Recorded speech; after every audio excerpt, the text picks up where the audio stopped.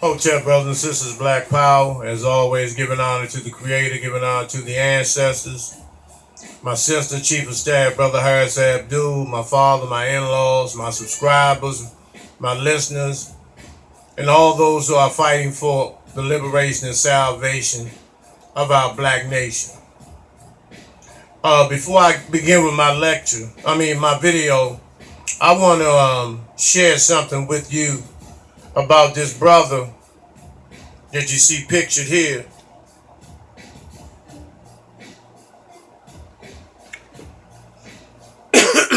Excuse me, that you see pictured here with all the whips on his back. That's a famous photo of this brother named George. Some call him Peter, but his name is George. And this lashing, these whips on his back did not come from just one particular beating. He was whipped over and over and over and over again on those same lashes on his back. And what happened, for those who think that, our ancestors just gave in and was just singing about some shit named Jesus to come and sweep our ancestors up and take them back home or wherever. This brother ran away, and he could have kept going, but he got an army of brothers and sisters, and he went back to free more of his people. See, that's not recorded in the history books, but there is evidence that this event existed. And what happened was, when he went back, they tore up, he led an army of brothers and sisters. They tore up shit. People were killed, and a lot of people were freed behind the fact that he would not run away and excuse me, allergies, and be selfish and just think about himself. He had took so much of brutal beatings over the years that he was determined to go back and free his people and kill anyone that got in his way of freeing the people that was on that particular plantation that he was on in Louisiana. And once again, he gathered up arms, weapons, and they went back and they put in some fucking work. So, anytime that you ever run across this photo, just think of this brother who never gave in, who was a straight G. And that's what I call a fucking gangster. He kept it 1 million. And he went back and put in work, and they got busy taking off heads and some more shit. And so, don't let anyone fool you that he just took a whipping and just took a photo that, look at my back. Nah, it wasn't like that. He was that much of a thorough motherfucking dude that, they took pictures of his back. Crackers took pictures of his back because they could not see how he was able to take that much punishment from running over and over again, bucking on the motherfucking system of slavery. So I just want to drop that, drop a jewel, about that brother. And we give him honors and we give him credence, because he was a straight G. Now, what I want to talk about now is, by request, this great migration, which led to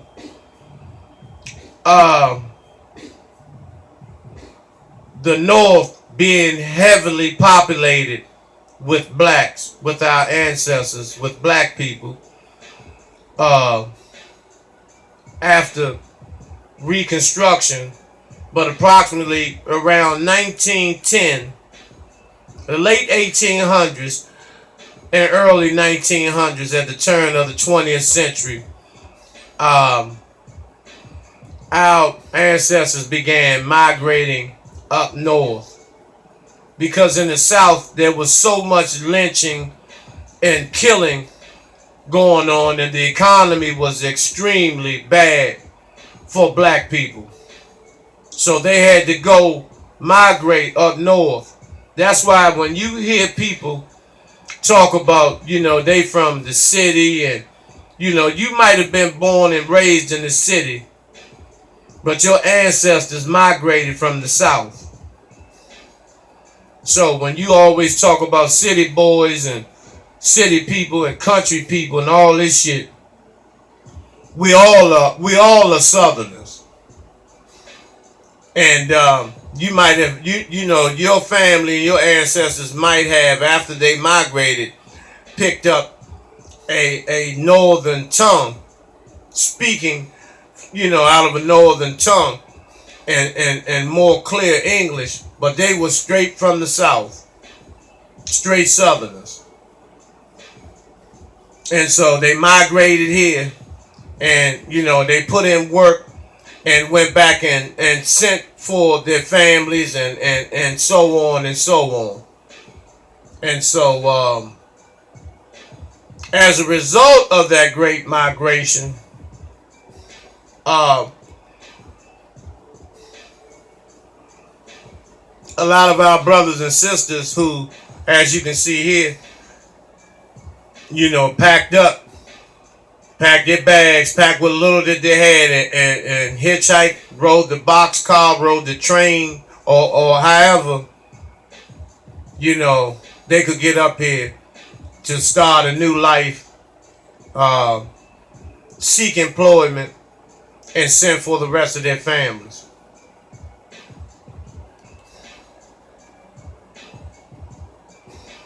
And these are the old days of, down south, the chitlin circuit with the bands, and that was the only music that our ancestors had to listen to. But back then, that music was equivalent to listening to a CD or MP3 or whatever. Live music every Friday in the South, where they cook chitlins, and that's why they call it the chitlin circuit, because of the fact that was one of the main dishes on Fridays, when people got paid from picking cotton and picking tobacco and whatever field or plantation they still worked on. And that's what they did. They drank, they got drunk and they partied. But that was one of the main dishes.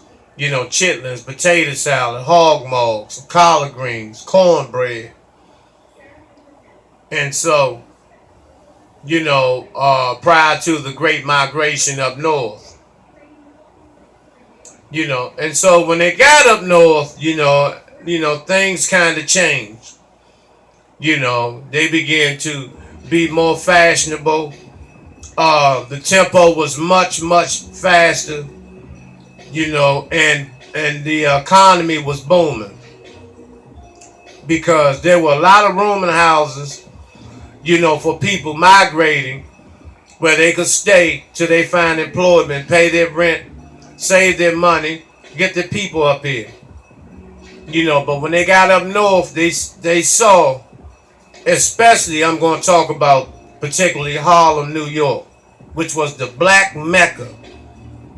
And to a certain degree, it still is today. But back then, it was the black Mecca. And everything was swinging.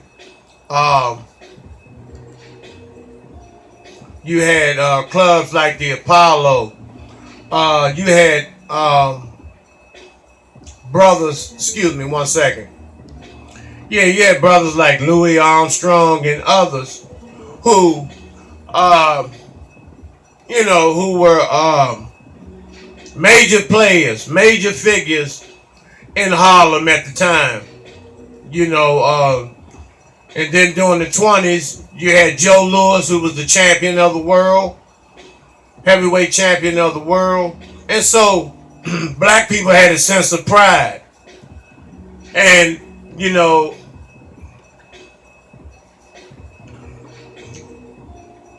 they had a strong sense of pride, and they began to, hold their heads up. Money had begun to be flourishing in Harlem. When you had Cab Calloway, Duke Ellington. Here's Cab Calloway, who, if you don't know, is the great uncle of actor Terrence Howard. You probably can see a little bit of the resemblance. But Cab Calloway was one of the major music figures in Harlem. The Cotton Club was the big spot. And where whites and blacks went. But it was a black-owned establishment. Because like I said, Harlem was the black Mecca. But I'll explain infiltrators, and how the cracker wanted to take over. And so you had Louis Armstrong, who, traveled all over the planet to Africa. He was about peace, but at the same time, he sold black people out. At the same time, he was a sellout. He had started cooning and shucking and jiving for the cracker unnecessarily. And then they had the Cotton Club had the dancers. Beautiful queens. But discrimination lied within the black community as well, because if you were a heavily melanated sister, it was nearly impossible for you to be one of these club dancers. And because once again you had a portion of the black community that was trying to pass for white. Now I'm just being real. Even if you looking at this photo of these sisters, you don't see any heavy melanated sisters. Even Cab Calloway was mulatto. But at the same time, on the streets of Harlem, our dark-skinned queens were very, very powerful. And they were very, very highly respected, thanks to a lot of sisters, such as, Hattie McDaniels, Bessie Smith, and others, who demanded respect.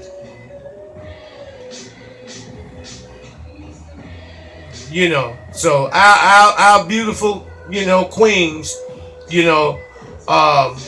black people during the early 1900s, they put their dress code was extremely high fashionable.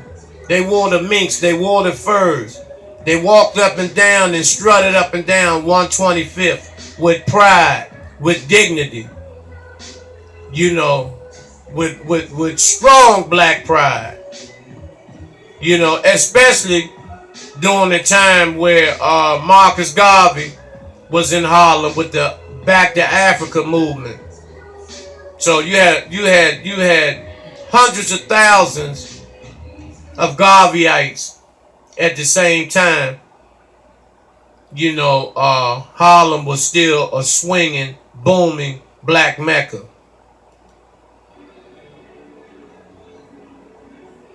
Madam St. Clair. Let's talk about the hustlers of the 1900s. Madam St. Clair, who ran numbers, she cornered the market in terms of the drug trade in Harlem. Very, very powerful woman. Had an entourage of brothers that didn't take any shorts, in which Dutch Schultz and other white gangsters, so-called white gangsters, tried to bogart their way into Harlem and take over the drug and the liquor and the numbers. And, you know, and Madam St. Clair and her army was not taking any motherfucking shorts from them crackers.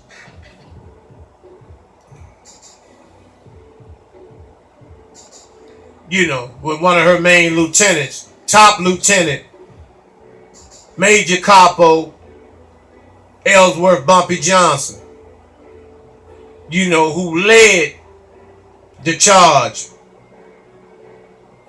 you know, of an army of straight up thugs and hustlers that ensured that the money stayed in the black community, that blacks did not buy outside of the black community.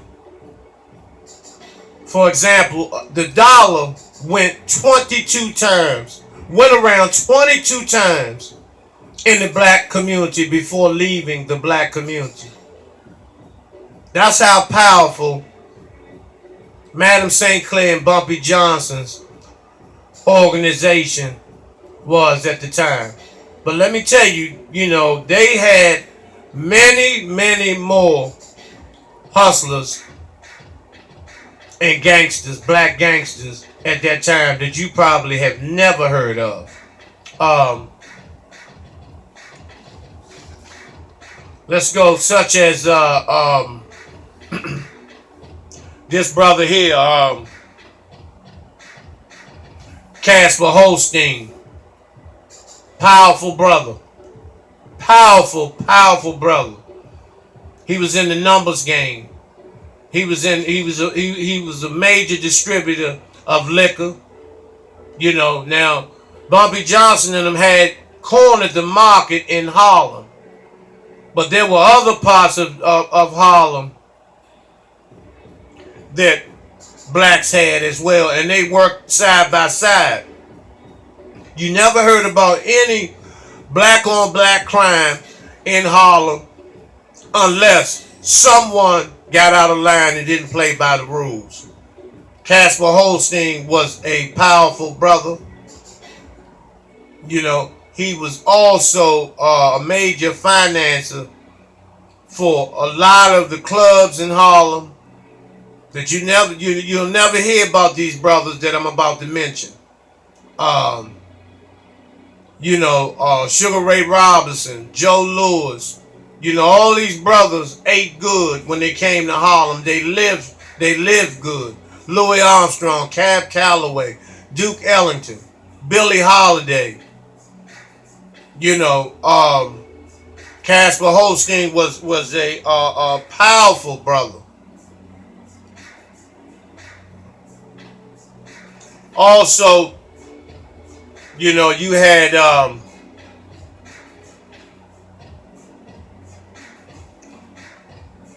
Law Manley. Law Manley there receiving a check. No, she's giving a check to being passed to finance the Negro Baseball League, in which she was the owner of one of the teams in the Negro Baseball League. See, so you had sisters that was putting in work that was hustlers too. You had a lot of sisters that were G's. This brother here,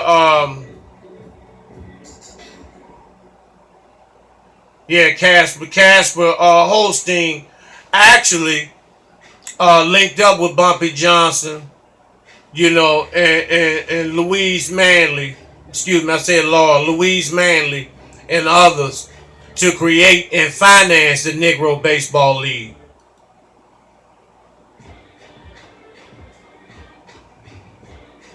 Yeah, that's Louise Manley again. You know, Madam St. Clair, you know, and she was top dog. Basically, everyone had to answer to her through Bumpy Johnson when it came to the numbers racket and the drug trade. And so, you know, which Dutch Schultz and his mob of spaghetti benders hated it. You know, Madam St. Clair was a very, very powerful woman. I'll tell you, she had police on her payroll. She had congressmen, senators. She had the mayor. All of them were on her payroll. And this is how powerful she was. That her runners, her numbers runners, her drug runners, her bootleggers had signs on them that said no arrest. And they were not arrested under no circumstances. That's how powerful she was.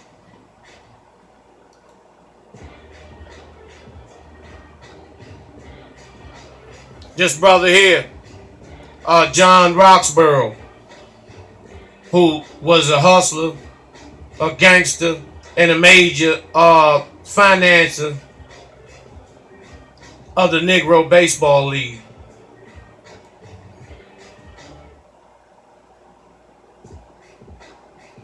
So was Hubert Harrison. See, you know, remember these names, brothers and sisters, so you will understand what I'm talking about. These were notorious gangsters when it came to being pressured by crooked, racist motherfucking police in New York, NYPD. They've always been it's always been a racist motherfucking organization. But they could not fuck with these brothers and sisters up there because they were too powerful.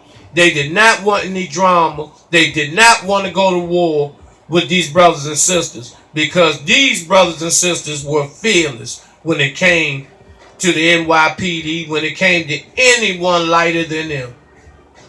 And these crackers didn't have nothing coming. And Dutch Schultz was pressing and begging the police to get on his payroll and to crush the enterprise that the blacks had up in Harlem. But it didn't work. It did not work. And so these brothers and sisters financed the Negro Baseball League.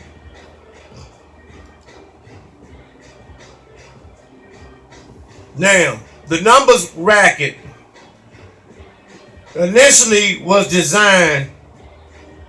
3 and 4 digits, where it went according to the horse races. Now, you had a certain amount of races every day. So they would pick a race in the morning, a race at noon, and a race in the evening. And so the numbers went according to, you know, the first 3, the horses went all the way up to 9 or 10, but basically 9. And the first 3 horses that came in, that was the number.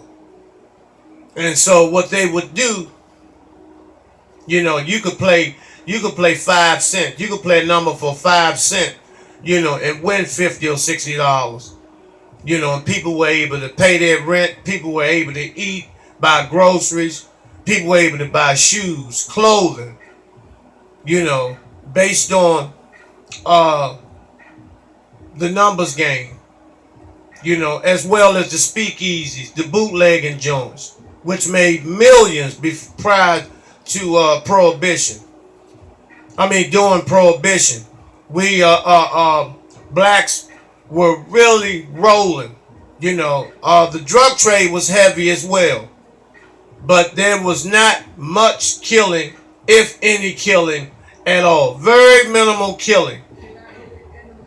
And that would be because you had some jealous niggas that was on the payroll of Dutch Schultz and of these white racist cops that tried to set these enterprises up to be raided and torn down.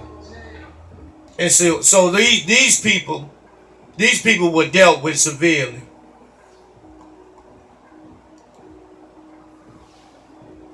You know, and you know, it was 22 Negro League baseball teams. Powerful. Very, very. The Negro Baseball League, the Major League Baseball, these crackers could not beat any of those teams. You know, the Kansas City Monarchs was, and the Homestead Grays were the most popular teams. But you had the Baltimore Black Sox, you had the Cleveland Clowns. I mean, you know, powerful, exceptional, talented athletes played in the Negro Baseball League.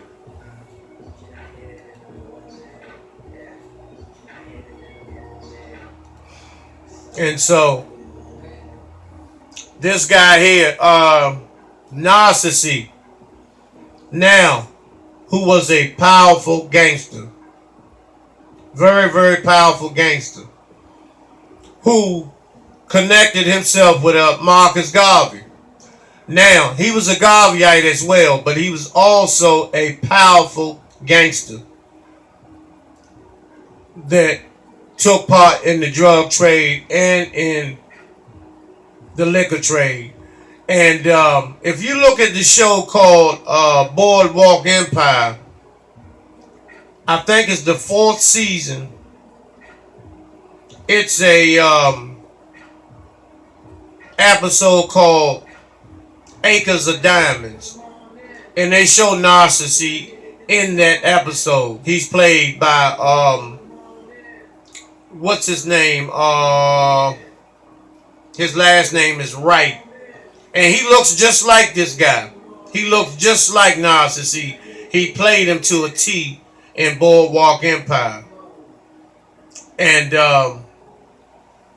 you know, and they show on there that he had a poster, a UNIA poster, in his room. And so, you know, it is believed that he helped Marcus Garvey as far as making heavy donations towards the purchasing of those ships that Garvey purchased. You know, that he was he got a bad deal on the ships because he trusted the wrong people. One of his right-hand men that he trusted so much, Joshua Coburn, you know, burnt Garvey on the purchasing the boats. And Garvey's most trusted friend was an FBI informant working for J. Edgar Hoover. You know, but this brother here, Narcissi, excuse me. But anyway, he powerful brother, and I believe, I don't know what happened to him. You know, but I know that, you know, he was a trusted friend, and he was also a Garveyite. He was a trusted friend of Marcus Garvey, which was, they had a very, very strong connection, you know, and he made some major contributions to the UNIA.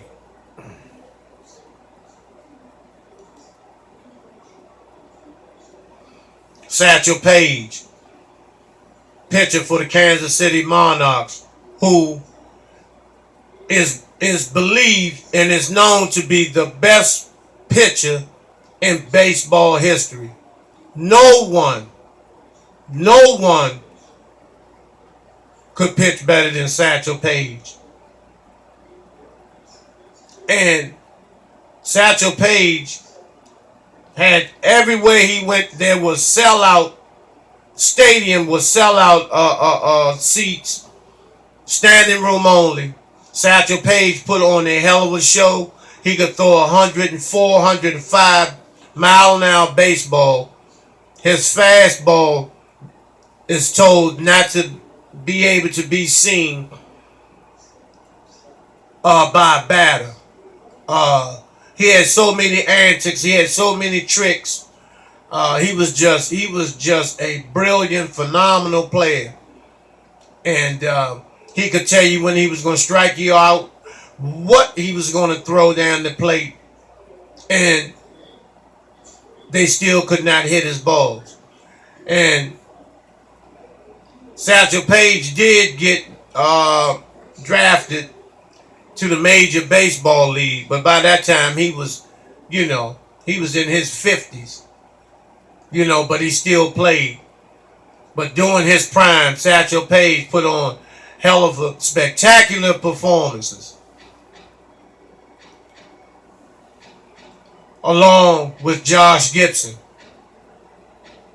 who they say was the Black Babe Ruth. And it is said that he hit more home runs than Babe Ruth, Hank Aaron, nearly combined. However, the Negro Baseball League wasn't counted,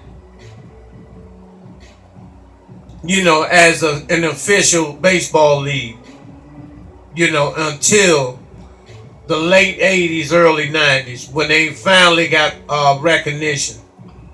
But Josh Gibson was phenomenal. And to see these brothers play, was spectacular. And they weren't the only ones. They weren't the only players. These were the only players that they allowed people to know about. But there were many more Black Negro League superstars that have been forgotten, that have never been talked about.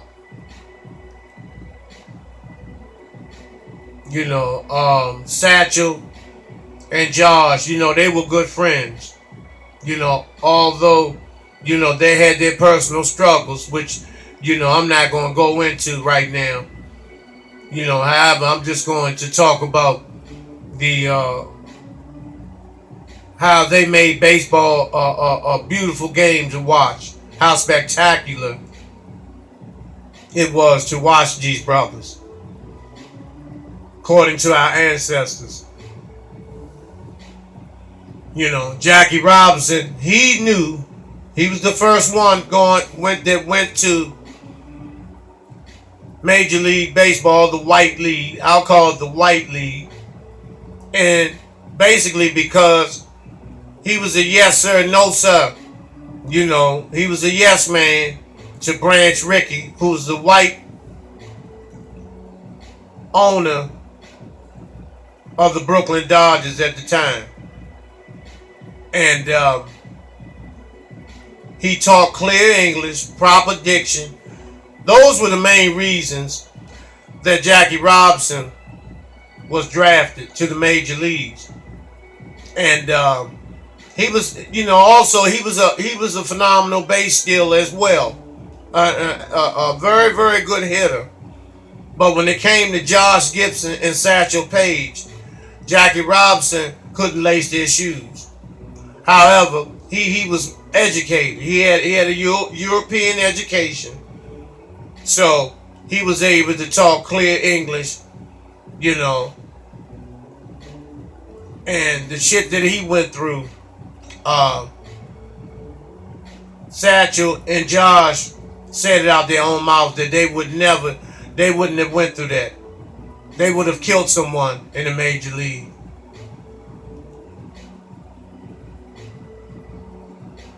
But you had brothers like Judd Walton, Judd Watson, Ben Taylor,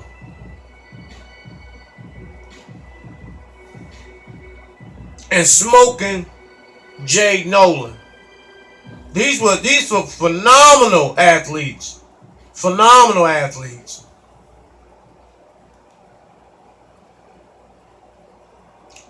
And I want to add this ancestor in, who was the first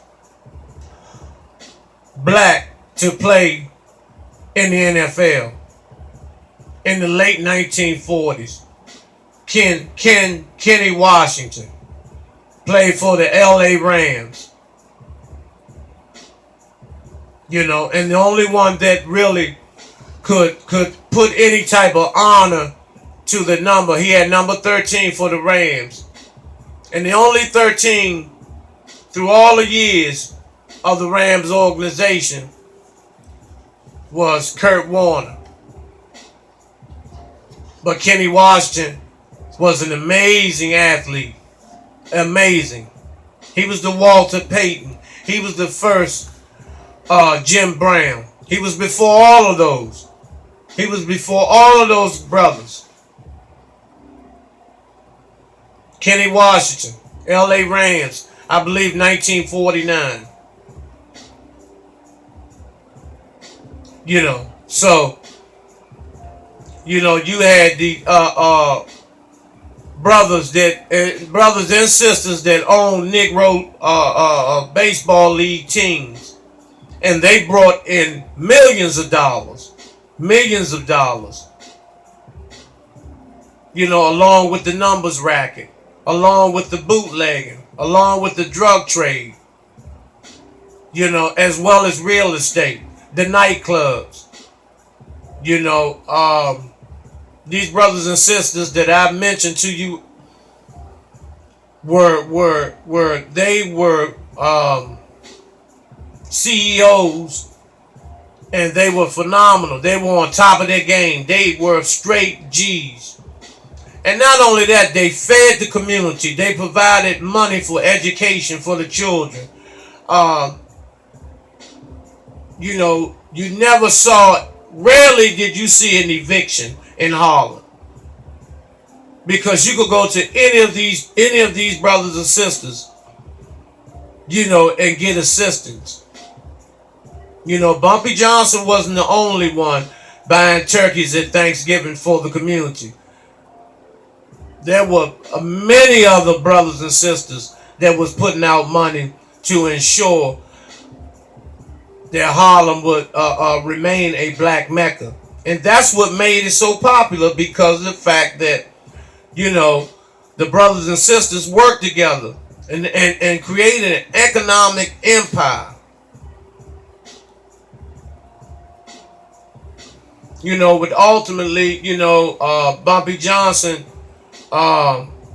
you know, you always got rats and snakes and racist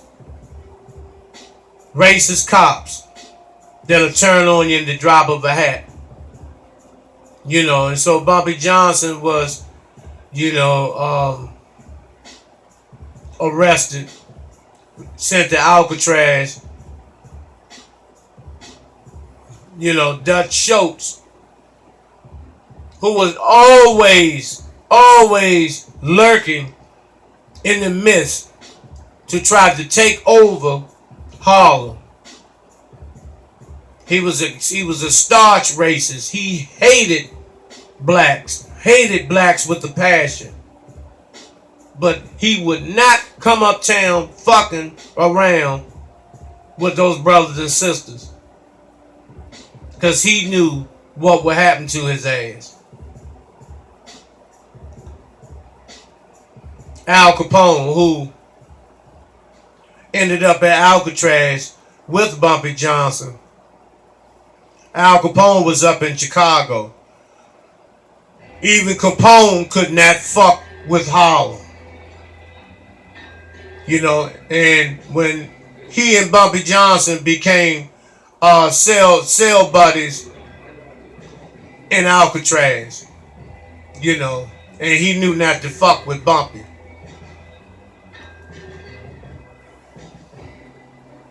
And so that's how the numbers game, the numbers racket actually started. You know, now you see here You know, the Maryland lottery, which basically all lottery machines are the same. And see, the reason why the lottery board, lottery commission was created because blacks who invented the numbers racket, invented the numbers game, cornered the market in the numbers, and became millionaires, became very, very wealthy behind the numbers racket. See, the crackers could not put a finger and put a tax on the numbers racket in the black in Harlem. So what they did was, abolish the numbers game by creating the lottery board, the lottery commission. You know, personally, my uncle in the '60s, in the '70s, used to run numbers prior to the lottery commission being established, which was around the early '80s, and that was the reason it was created, because blacks had cornered the market on the numbers racket, and they could not tax that money. They couldn't keep up with the money. They couldn't count it. And so what they did, how whites do, if they can't control it, they'll destroy it.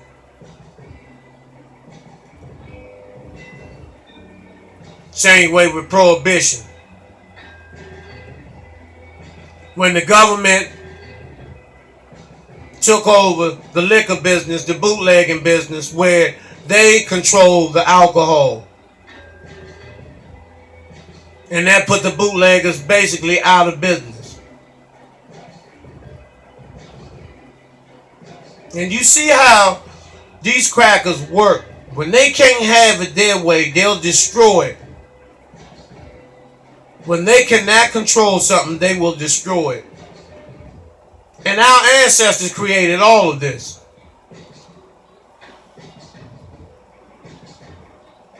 Even a national baseball league, Major League Baseball, where they control the players. The Major League Baseball is extremely racist. Rarely do you see black pitchers. I mean, it's still the same. They call it a white man's game, just like hockey. And I meant to show you the first hockey team, the first black hockey team in 1897. I'll show you that at a later time. But anyway, the Major League Baseball, and what they did was destroy the Negro Baseball League by giving these large lucrative salaries, to black players. And one by one, they went into the major leagues. Also, Major League Baseball was televised. See, some of the greatest baseball games in history were not televised, such as Homestead Grays against the Kansas City Monarchs. Historic, phenomenal games such as those. They weren't televised. And so, then what happened? Crackers ended up taking over baseball. Giving players these huge salaries, which destroyed the Negro Baseball League. And in the 50s, 1950, they finally dismantled.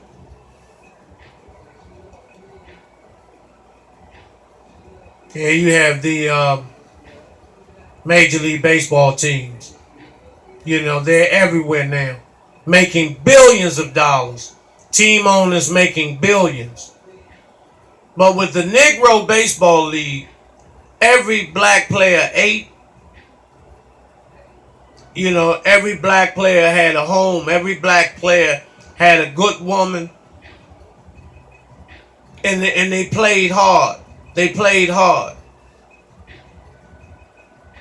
You know, so but Major League Baseball crushed and destroyed all of that.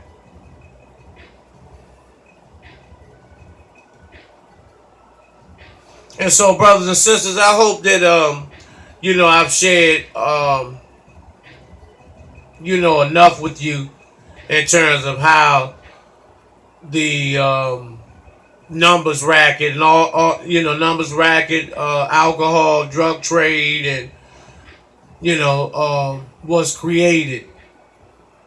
How it financed the Negro Baseball League, and how it impacted the black community. How good it was for our ancestors in Harlem. And they could go see a major league, Negro League baseball game with Satchel Paige. Then afterwards, get his autograph at the Cotton Club. Eat a nice steak, dance to Cab Calloway and Duke Ellington. And take a walk on 125th and Lenox Avenue and watch the Marcus Garvey parade. That was just common practice. That was just common practice. For us, it would be, an event of a lifetime. But that was just common practice because of the economic empire that was created through our people sticking together, not allowing the dollars to leave out of Harlem, out of the black community. And so as a result of that, other cities try